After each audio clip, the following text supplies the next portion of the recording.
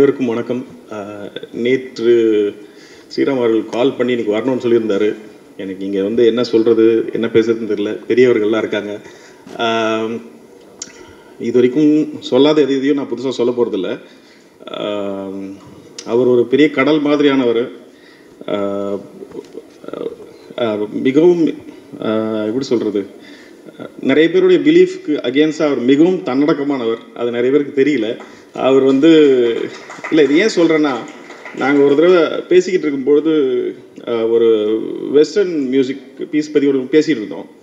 அப்போது அவர் வந்து அதெல்லாம் பெரிய ஒர்க் அப்படி சொல்லியிருந்தார். நான் வந்து உங்களால் முடியாததெல்லாம் ஒன்றும் இல்லை அப்படின்னா, அவர் சொன்னார், இல்லை இல்லை நமக்கு நம்மளுடைய உயரம் தெரியணும், எனக்கு என்னுடைய ஹைட்டு தெரியும் அப்படின்னு சொன்னார். ஸோ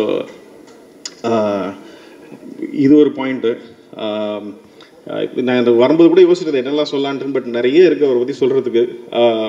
வெற்றி சொன்னது மாதிரி தான், நான் ரொம்ப தயங்கி தான் அவர்கிட்ட ஒர்க் பண்ண போனேன். அவர் வந்து ஏன் இவ்வளோ தயங்குறீங்க, இல்லை ஜென்ரலாகவே நாங்கள் பிறந்ததுலேருந்து உங்கள் மியூசிக் கேட்டு வளர்ந்துருக்கேன் அப்படின்னு சொன்னதுக்கு அவர் சொன்னார், இங்கே வந்தீங்கன்னா நீங்கள் டைரக்டர், ஒரு டைரக்டர் என்ன கேட்குறாரோ அதை கொடுக்குறதா என்னுடைய ஒர்க்கு, அதனால் நீங்கள் என்ன வேணால் கேளுங்கன்னாரு. அது உண்மை. நான் இங்கே வந்தது இந்த படத்துக்கு வாழ்த்துறதை காட்டிலும் அதிகமாக இன்றைக்கு இருக்கக்கூடிய இயக்குநர்களுக்கு ஒரு கோரிக்கை வைக்கலான்னு தான் நான் வந்தேன். அருள் கூர்ந்து எல்லோரும் அவரோட ஒரு தடவை வேலை செய்திருப்பார்கள். இது அவருக்கு இல்லை, இது இயக்குநர்களுக்கு ஒரு பெரிய அனுபவமாக இருக்கும். ஏன்னா இப்படி ஒரு டெக்னீஷியன் வந்து இருந்தாருன்னு நாளைக்கு யார்கிட்ட சொன்னால் நம்ப கூட மாட்டாங்க. உங்களுக்கு அவரோட ஒர்க் பண்ணி பார்த்தா தான் அந்த அனுபவம் புரியும். எனக்கு அந்த அனுபவம் கிடைச்சதுனால சொல்கிறேன்.